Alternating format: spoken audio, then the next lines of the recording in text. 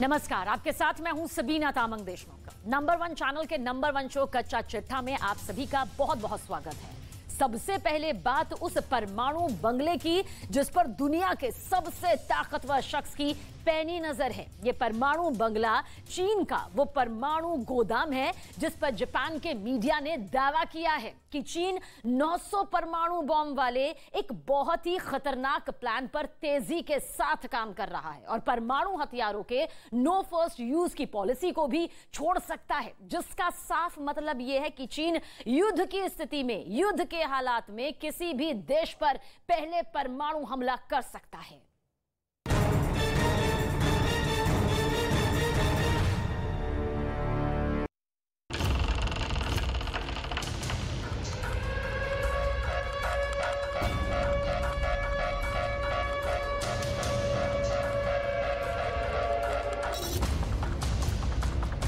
चीन के परमाणु गोदाम में क्या चल रहा है?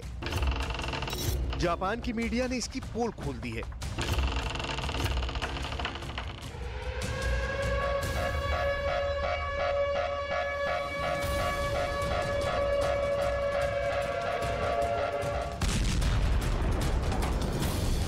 ड्रैगन के परमाणु शस्त्रागार में शी जिनपिंग के किस खतरनाक प्लान पर अंजाम दिया जा रहा है, उसका ब्लूप्रिंट जापान के हाथ लग गया है।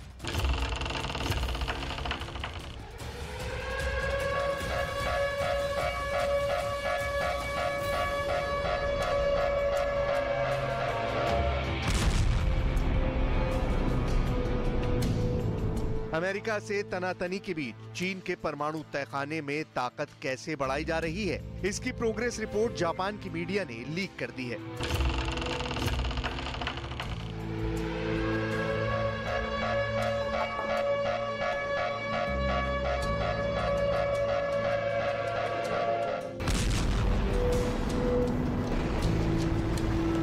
इस रिपोर्ट के सामने आने के बाद अमेरिका का सैटेलाइट चीन के चप्पे चप्पे की खाक छान रहा है, चीन के परमाणु तहखाने की खोज में लगा है। चीन की न्यूक्लियर चालबाजी को अंतरिक्ष से कैप्चर किया जा रहा है। सवाल है कि क्या चीन की इस चालबाजी का ताइवान से कोई कनेक्शन है या फिर चीन के परमाणु बम अमेरिका के लिए खतरा बन गए हैं।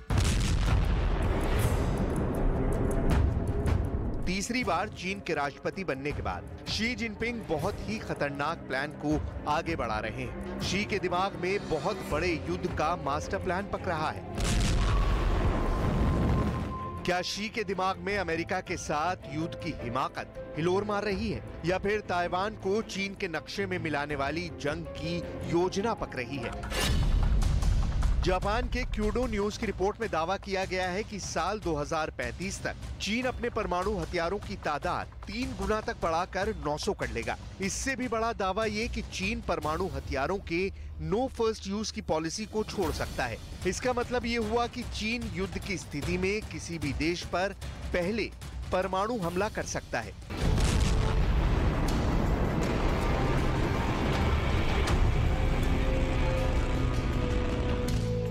शी जिनपिंग के राष्ट्रपति बनने के बाद से चीन की विस्तारवादी नीति में अचानक तेजी आई है। खबर के मुताबिक चीन ने ताइवान के मुद्दे पर अमेरिका से बड़े तनाव के बाद इस प्लान पर तेजी से अमल भी शुरू कर दिया है।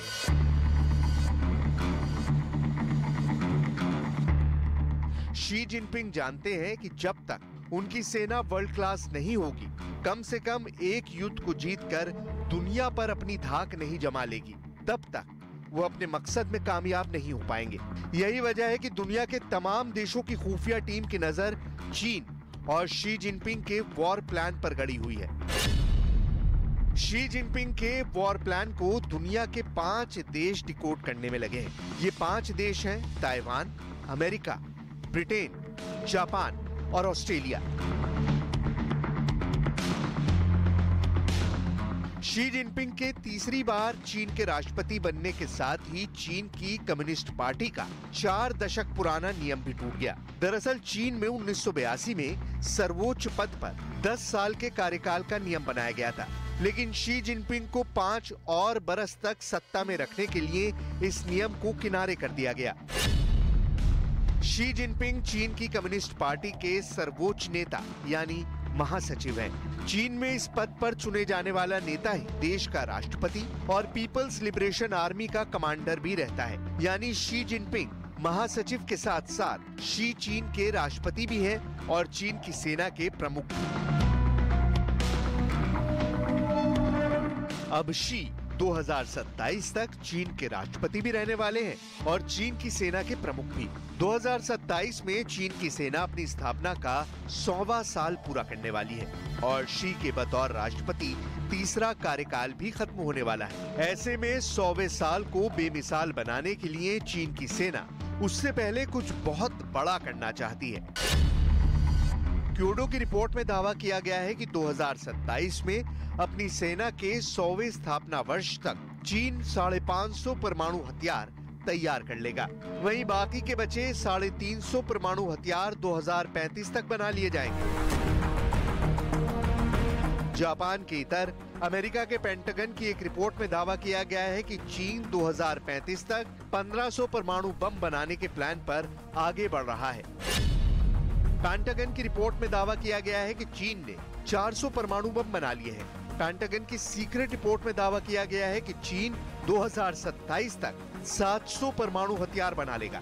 वहीं 2030 तक अपने जखीरे में लगभग 1000 परमाणु हथियार जमा कर लेगा और 2035 तक चीन के परमाणु तहखाने में 1500 परमाणु हथियार तैयार हो जाएंगे। साफ है, चीन की मंशा आने वाले दिनों में दुनिया पर न्यूक्लियर धाक जमाने की है। पेंटागन की इस रिपोर्ट में इस प्लान के ब्लूप्रिंट को भी बताया गया है। इसे हम आगे बताएंगे। पहले अमेरिका की खुफिया एजेंसी CIA के निदेशक ने चीन को लेकर क्या कुछ कहा है, उसे जान लीजिए।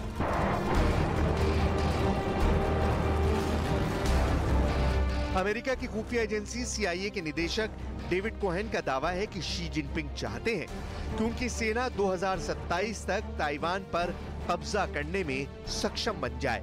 दावा है कि शी जिनपिंग चाहते हैं कि PAL 2027 में ताइवान पर आक्रमण करने के लिए पूरी तरह से तैयार हो जाए। रिपोर्ट में दावा किया गया है कि चीन ताइवान को हर हाल में अपने नक्शे में मिलाना चाहता है और इसीलिए शी जिनपिंग ताइवान पर 2027 से पहले ही हमला करने से नहीं हिचकेंगे। दरअसल शी की मंशा ये है कि 2027 तक चीन अमेरिका तक को रणभूमि में पटखनी देने की ताकत हासिल कर ले। ताइवान के national defence and security research institute के कार्यवाहक डिप्टी CEO शेन मिंगशी ने दावा किया है कि शी जिनपिंग ताइवान पर अटैक के अपने प्लान को कभी भी बदल सकते हैं। ताइवान के national defence and security research institute के कार्यवाहक डिप्टी CEO शेन मिंगशी ने दावा किया है कि चीन ताइवान पर तब तक आक्रमण नहीं करेगा जब तक वो अमेरिका का मुकाबला करने में सक्षम नहीं बन जाता, क्योंकि चीन को ताइवान और अमेरिका की जुगलबंदी का बखूबी अंदाजा है।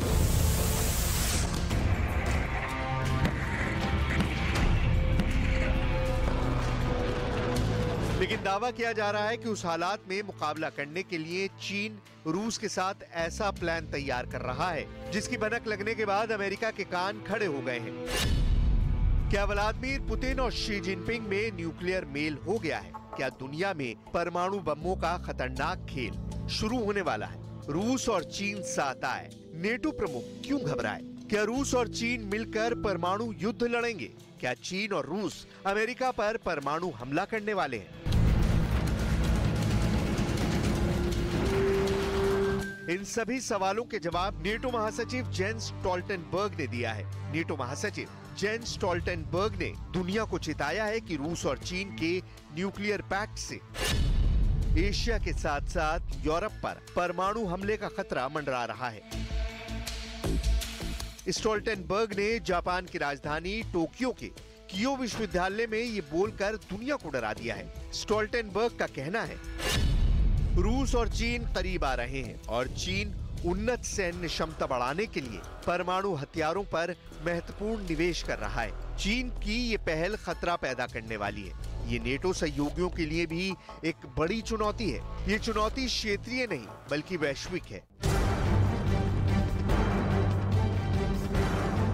नेटो महासचिव ने दावा किया है कि चीन की न्यूक्लियर फैक्ट्री में परमाणु हथियार और लंबी दूरी की मिसाइलों को बनाने का काम तेजी से चल रहा है। वहीं जापान के इंटेलिजेंस के मुताबिक चीन के पास 1900 के करीब जमीन से मार करने वाली मिसाइलें हैं। वहीं समंदर में मार करने वाली 300 मिसाइलें चीन ने बना रखी हैं। वहीं 2020 में चीन ने अकेले 250 मिसाइलों का परीक्षण किया था।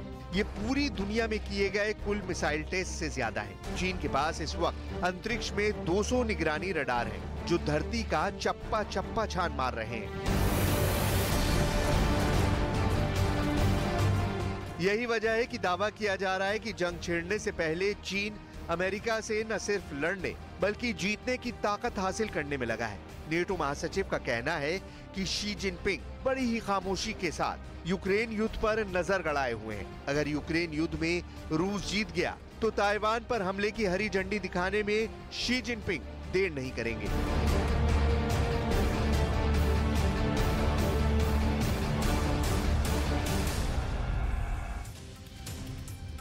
24 फरवरी से पहले अमेरिका और यूरोप दहशत में है। टेंशन का आलम यह है कि 50 देशों के रक्षा मंत्री व्लादिमीर पुतिन से आखिरी मुकाबले का प्लान बनाने में अब जुट गए हैं, क्योंकि रूस ने यूक्रेन के सबसे मजबूत किले को 3 तरफ से घेर लिया है। ऐसे में अब सवाल यह है कि क्या ज़ेलेंस्की अगले 240 घंटे में सरेंडर कर देंगे।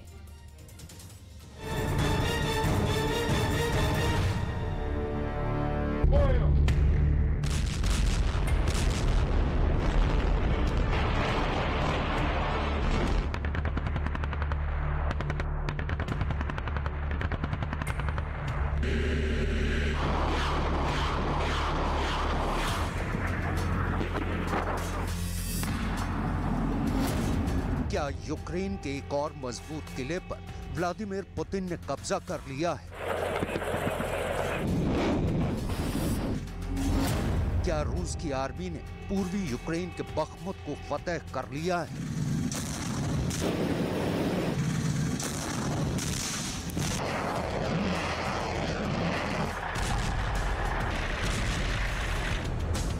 चौबीस फरवरी 2023 से पहले व्लादिमीर ज़ेलेंस्की यूक्रेन के एक और अहम इलाके को खोने की कगार पर है, तो व्लादिमीर पुतिन का मिशन कीव बख्मुत की बाधा को पार करने के बेहद करीब पहुंच चुका है।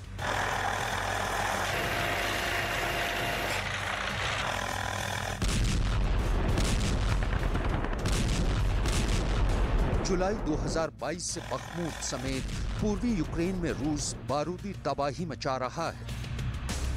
बीते कुछ दिनों से तो यहाँ रूस के हमले ने ऐसा हाहाकार मचाया है कि चारों तरफ बर्बादी का मंजर पसरा है।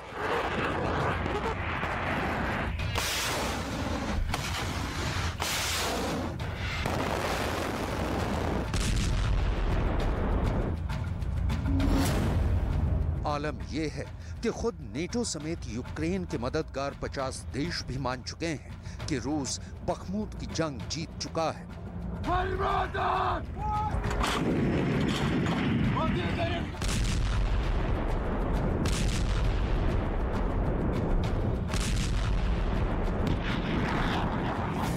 बख्मुत में रूस की आर्मी ने ऐसा कहर बरपाया कि नेटो चीफ भी कह रहे हैं कि ये इलाका भी अब यूक्रेन के हाथ से गया।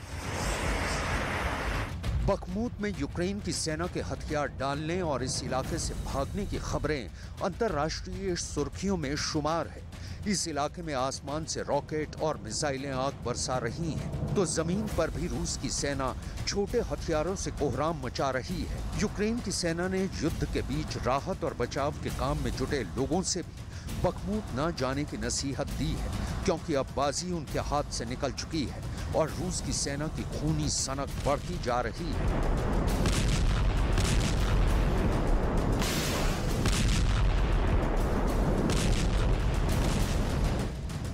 हालांकि व्लादिमीर ज़ेलेंस्की अब भी बख्मुत पर दावा छोड़ने को तैयार नहीं है, या फिर वो जानबूझकर हकीकत से मुंह मोड़ रहे हैं। Нашому воїну, хто не дає окупанту оточити Бахмут, хто знищує ворога на Вугледарському напрямку, не залишаючи від окупанта нічого, окрім випалених слідів на землі і хто утримує інші наші принципові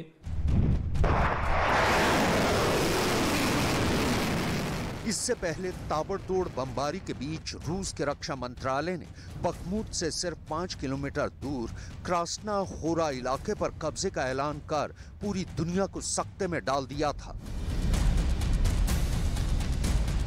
В Донецком направлении добровольцы штурмовых отрядов при огневой поддержке ракетных войск и артиллерии южной группировки войск освободили населенный пункт Красная гора Донецкой Народной Республики. Потери противника за сутки составили свыше 150 украинских военнослужащих, 4 боевые бронированные машины, 6 пикапов. रूस के सैनिक बखमूत को 3 तरफ से घेर चुके हैं। ऐसे में यहां से यूक्रेन के सैनिकों के लिए निकलने का सिर्फ एक ही रास्ता बचा है और उस पर भी रूस के खूंखार वैगनर ग्रुप की नजर गिद्ध की तरह जमी है। लेकिन किसी भी तरह से यूक्रेन के बचे खुचे सैनिक बखमूत से निकलने में कामयाब रहे और रूस ने इस इलाके पर कब्जे का औपचारिक ऐलान कर दिया तो व्लादिमीर ज़ेलेंस्की के हाथ से 2 और इलाके भी छिटक सकते हैं।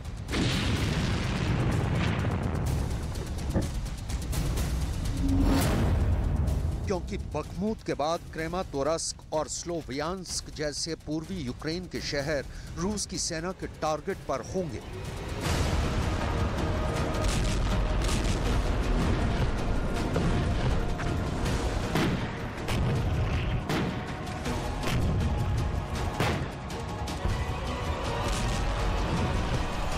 बखमूत की जीत रूस के लिए कितनी बड़ी कामयाबी साबित हो सकती है, आपको ये बताएंगे। साथ ही आपको दिखाएंगे कि ब्रसल्स में नेटो के 30 देशों समेत यूक्रेन के 50 मददगार देशों के रक्षा मंत्रियों का जमावड़ा क्यों लगा है। फिलहाल फ्रंट लाइन पर रूस की ताकतवर फौज से लड़ती जूझती यूक्रेन की सेना का संघर्ष देखिए।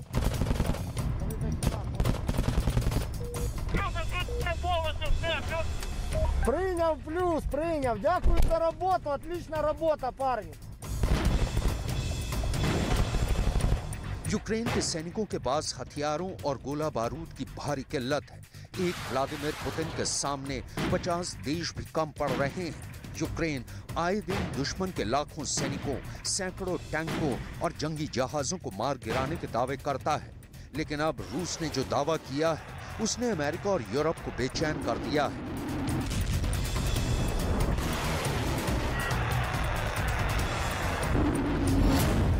क्रेमलिन के दावे के मुताबिक 24 फरवरी 2022 से अब तक रूस ने यूक्रेन के 324 प्लेन, 207 हेलीकॉप्टर, 7,840 टैंक और 404 एयर डिफेंस मिसाइल सिस्टम को बर्बाद कर दिया है। ऐसे में नए टैंकों की खेप भेजने से पहले ही ब्रिटेन, जर्मनी और अमेरिका दहशत से भर गए हैं कि कहीं उनके चैलेंजर 2, लेपर्ड 2 और एब्रम्स टैंकों की साख भी मिट्टी में न मिल जाए।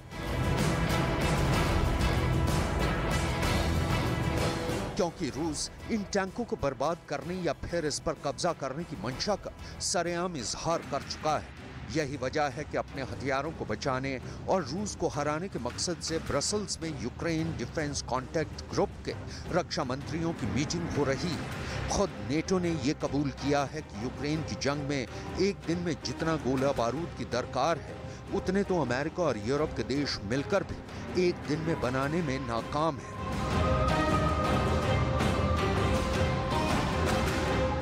War in Ukraine is consuming an enormous amount of ammunition and depleting Allied stockpiles. The current rate of Ukraine's ammunition expenditure is many times higher than our current rate of production. This puts our defense industries under strain. For example, the waiting time for large caliber ammunition has increased from 12 to 28 months. युद्ध के करीब 1 साल बाद Ukraine के पास लड़ने के लिए हथियार नहीं है। व्लादिमीर ज़ेलेंस्की दुनिया भर में घूम कर मदद की गुहार लगा रहे हैं।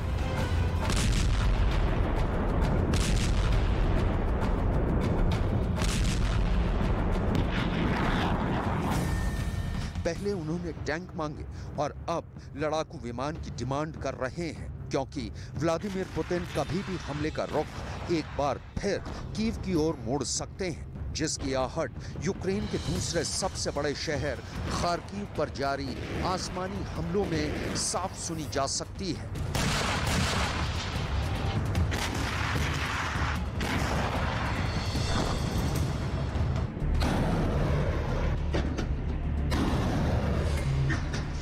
खार्किव में रूस के लड़ाकू विमान लगातार S-300 मिसाइलें दाग रहे हैं। रूस की एयरफोर्स के टारगेट पर खार्किव में मौजूद यूक्रेन की मिलिट्री फैक्ट्री है, यानी व्लादिमीर पुतिन यूक्रेन के गिने चुने हथियारों को भी युद्ध में इस्तेमाल से पहले ही खाक करना चाहते हैं। व्लादिमीर ज़ेलेंस्की को डर है कि ऐसे हमले आने वाले दिनों में और बढ़ेंगे। ऐसे में उन्होंने नेटो देशों से एक बार फिर फाइटर जेट न देने की जिद छोड़ने की गुजारिश की है, लेकिन यूक्रेन को लड़ाकू विमान मिलने के आसार बेहद कम है, क्योंकि 31 एब्राम्स टैंक देने का ऐलान करने वाले जो बाइडेन पहले ही साफ कर चुके हैं कि वो यूक्रेन को F-16 नहीं दे सकते। ऐसे में नेटो की मीटिंग के एजेंडे में यूक्रेन को लड़ाकू विमान वाली मदद भी शामिल है। Almost 1 year since the invasion, President Putin is not preparing for peace. He is launching new offensives. So we must continue to provide Ukraine with what it needs to win and to achieve a just and sustainable peace. It is clear that we are in a race of logistics.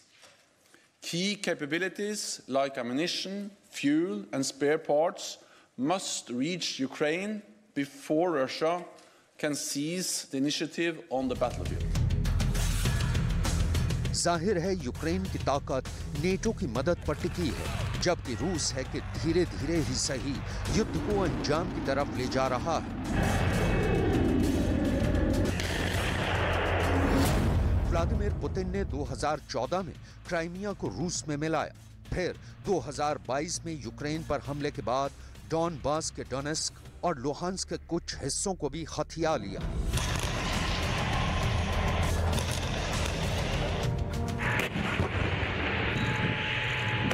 Vladimir Putin का मकसद पूरे Donbas को रूस में मिलाना है और इसके लिए वो किसी भी हद तक जा सकते हैं।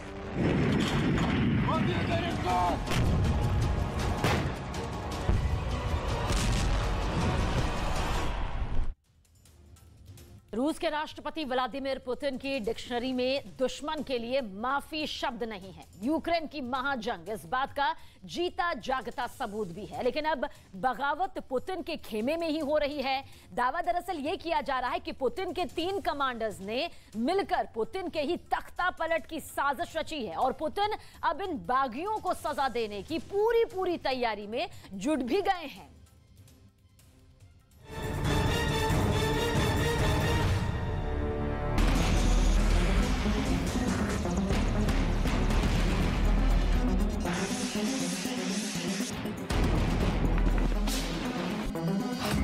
पुतिन अपने दोस्तों और दुश्मनों के बारे में पूरी जानकारी रखते हैं और अगर पुतिन का कोई दोस्त पुतिन से गद्दारी करता है तो उसकी सजा का फैसला भी पुतिन ही करते हैं। पुतिन अब अपने एक ऐसे ही कमांडर को पूरी शिद्दत से तलाश कर रहे हैं। ये पुतिन का वो खूंखार कमांडर है जो अब तक रूस को जिताने के लिए यूक्रेन में क्रूरतापूर्ण हत्याएं कर रहा है, लेकिन अब ये क्रूर कमांडर ही पुतिन के निशाने पर आ गया है।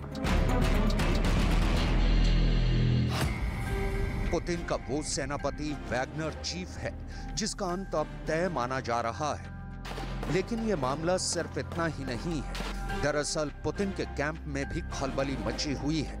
वो क्रेमलिन जिसे रूस का राष्ट्रपति भवन कहा जाता है, वही क्रेमलिन जो पुतिन का किला है, उसके अंदर भी पुतिन के खिलाफ साजिशें चल रही हैं। ये दावा दुनिया के कई पश्चिमी अखबार कर रहे हैं और हमारे पास एक्सक्लूसिव दस्तावेज भी हैं जिसमें सबूत हैं और सबूतों के साथ नई थ्योरी पेश की जा रही है।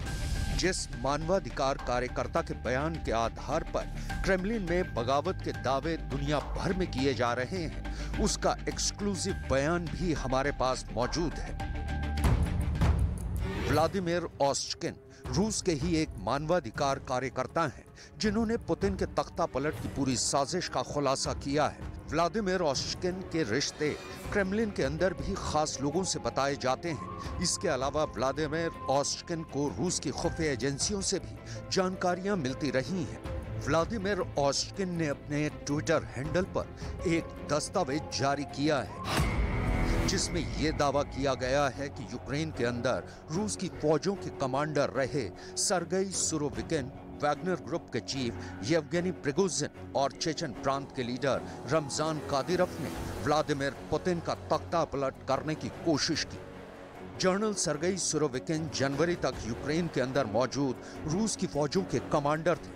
वैगनर चीफ की गद्दारी को लेकर पुतिन को खुफिया जानकारियां लगातार मिल रही थी और इसलिए पुतिन की सरकार ने स्टेट मीडिया को कुछ जरूरी निर्देश दिए थे।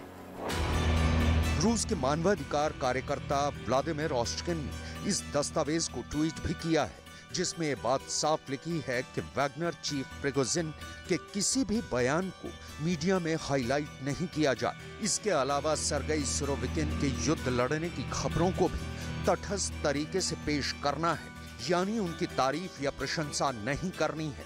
अगर पुतिन की सरकार के निर्देश यही हैं, तो इससे अनुमान लगाया जा सकता है कि क्रेमलिन के अंदर बैठकर पुतिन सर्गेई सुरोविकिन, प्रिगोजिन और रमजान कादिरोव के पर कतरने का काम कर रहे थे।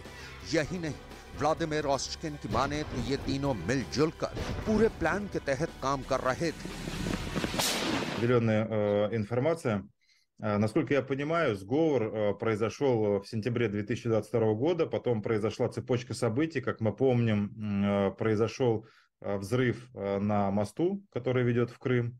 Буквально в этот же день на фоне вот этой истерии, которая начала активно разгоняться, произошло кадровое назначение Суровикина и повышение его до командующего объединенной группировкой войск в Украине.